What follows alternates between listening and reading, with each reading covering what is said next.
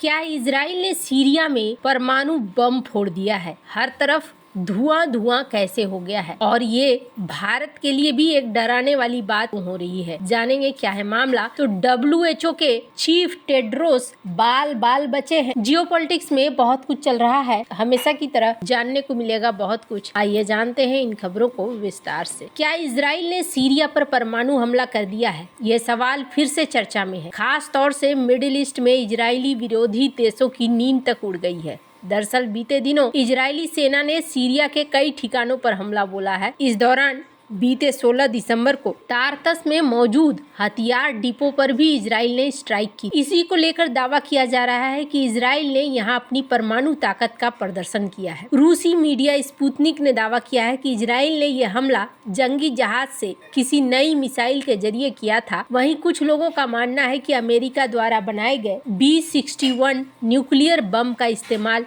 इसमें किया गया और ये परमाणु ताकत के बराबर है। हालांकि समय समय पर ये जानकारी सामने आती रही है कि कम से कम 90 और अधिक से अधिक 400 हथियार इजराइल के पास है। इजराइल परमाणु हथियारों को फाइट्स, जेट, सबमरीन, क्रूज मिसाइलों के जरिए टारगेट कर सकता है। इजराइल ने हमेशा कहा है कि वह परमाणु हथियारों का उपयोग पहले नहीं करेगा। सीरिया पर कब्जा करने वाले इस्लामवादी और देश के अपदस्थ राष्ट्रपति बशर अल असद के नेतृत्व वाली पूर्ववर्ती सरकार के समर्थकों के बीच संघर्ष में बुधवार को 6 इस्लामी लड़ाके मारे गए, कई अन्य घायल हो गए। ब्रिटेन स्थित युद्ध निगरानी संस्था ने ये जानकारी दी है। सीरियन ऑब्जर्वेटिव फॉर ह्यूमन राइट्स ने कहा है कि हयात तहरीर अल-शाम या HTS के ये लड़ाके पूर्ववर्ती असद सरकार में अधिकारी रहे एक व्यक्ति को गिरफ्तार करने की कोशिश करते समय मारे गए। इस पूर्व अधिकारी पर हजारों कैदियों के खिलाफ मृत्युदंड और मनमाने फैसले जारी करने का आरोप है। HTC ने असद को इस माह की शुरुआत में अपदस्थ करने वाले आश्चर्यजनक हमले का नेतृत्व किया था। कार्यकर्ताओं और पर्यवेक्षकों के अनुसार असद को अपदस्थ किए जाने के बाद से बदला लेने के लिए की गई कार्रवाइयों में काफी संख्या में सीरियाई मारे गए हैं, जिनमें से अधिकतर अल्पसंख्यक अलावी समुदाय के हैं। अलावी समुदाय शिया इस्लाम की एक शाखा है जिसे असद संबंधित। राजधानी दमिश्क में अलावी प्रदर्शनकारी और सुन्नी प्रदर्शनकारियों के बीच में हाथापाई हुई और गोलियों की आवाजें सुनी गई। अब जहां पर एक तरफ ये सारी चीजें कही जा रही है तो वहीं दूसरी तरफ इजराइल का हमला लगातार बढ़ता ही जा रहा है और इसमें WHO के चीफ ही बचे। इजरायली सेना ने यमन के हुती विद्रोहियों के खिलाफ बड़ी कार्रवाई करते हुए राजधानी सना और पश्चिम बंदरगाह शहर सना पर गुरुवार को बड़ा हमला किया। इजरायली वायुसेना ने सना एयरपोर्ट पर भी जबरदस्त बमबारी की थी, जिसमें 3 लोगों की मौत हुई जबकि 30 लोग घायल हुए। सना एयरपोर्ट पर हुए इस हमले में विश्व स्वास्थ्य संगठन के प्रमुख टेड्रोस अधोनम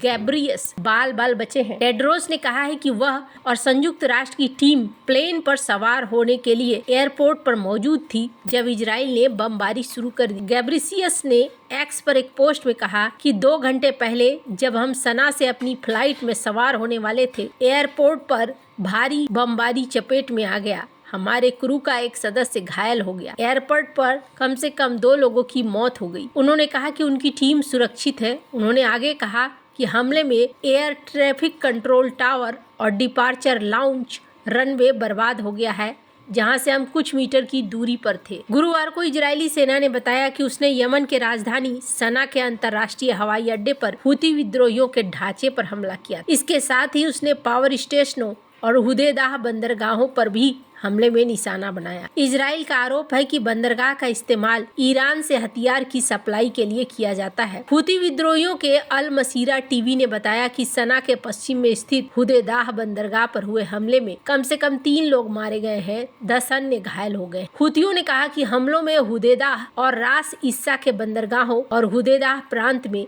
रास कुतुब बिजली स्टेशन को निशाना बनाया गया। हुतियों ने कहा कि हमले में कुल मिलाकर कम से कम 40 लोग घायल हुए हैं। इजरायली हमले को क्रूर कार्रवाई बताते हुए कसम खाई है जवाब देने की। सीरिया जंग का एक ऐसा मैदान बन गया है जहां अलग अलग तरह की परीक्षण होने लगी है, लेकिन इन सब मामले में भारत के लिए भी एक संदेश है, क्योंकि हाल फिलहाल में पाकिस्तान के एक एक्सपर्ट ने ये कहा था कि जब भी युद्ध होगा तब पाकिस्तान एक तरीका अपना सकता है और वो तरीका है छोटे छोटे परमाणु बमों का इस्तेमाल करना युद्ध के दौरान, और ऐसा कर सकता है। और अगर ऐसा होता है तो फिर भारतीय सेना को छोटे छोटे परमाणु बमों से निशाना बनाया जा सकता है। भारत के लिए ये बहुत जरूरी है कि अगर पाकिस्तान इस तरह की चीज करता है तो भारत किस तरीके से अपना बचाव कर सकता है। वैसे एक बात उस एक्सपर्ट ने ये भी कही थी कि अगर कभी पाकिस्तान इस चीज का इस्तेमाल कर भी लेता है तो उसका खुद का भी बुरा हाल हो जाएगा। इस बात को पाकिस्तान जानता है, क्योंकि ऐसा करने के बाद फिर भारत छोड़ेगा नहीं, और भारत जो कि न्यूक्लियर ट्रायड देश है, यानी कि हवा, जमीन, आसमान तीनों से हमला कर सकता है, तो ऐसे में भारत इस चीज के लिए ज्यादा वक्त न लेगा। कहा जाता है कि वैसे भी परमाणु हथियार की क्षमता को नापने का पैमाना है किलोटन। कौन सा बम कितने किलोटन का है, इसी से उस परमाणु हथियार की क्षमता का अंदाजा होता है। जितना ज्यादा किलोटन उतना ही ज्यादा विनाशक परमाणु बम। आजकल दुनिया भर में 125 से 150 किलोटन तक के परमाणु हथियार बनाए जा रहे हैं। भारत के पास भी इस कैटेगरी के हथियार हैं, जबकि पाकिस्तान के पास इस क्षमता के परमाणु हथियार कम है। 2009 के बाद से उसने 3 किलोटन वाले परमाणु हथियार ज्यादा बनाए हैं। हाल ही में वैश्विक संस्था Stockholm International Peace Research Institute ने एक रिपोर्ट में कहा कि अब 172 एटमी हथियार वाला देश बन गया है भारत। भारत ने 2009 में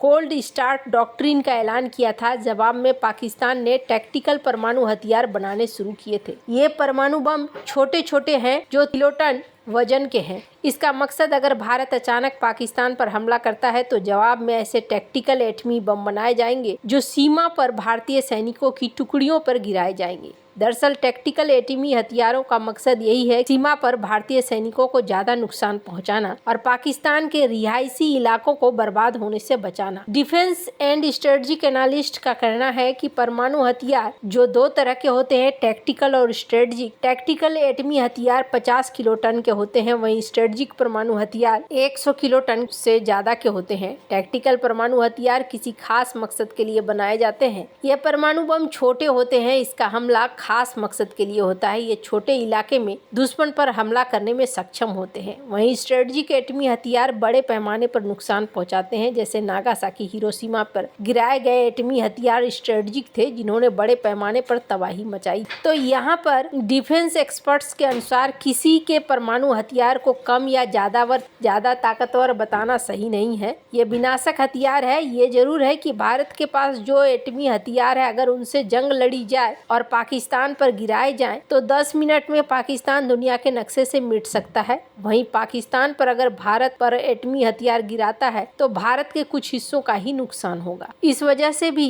पाकिस्तान नहीं कोशिश करेगा, पर इतना जरूर है कि भारत को देखना होगा। आपको क्या लगता है इन सब मामले में, आपकी क्या राय है, कमेंट कर जरूर बताएं। जल्द मिलते हैं अगली वीडियो में नई खबर के साथ।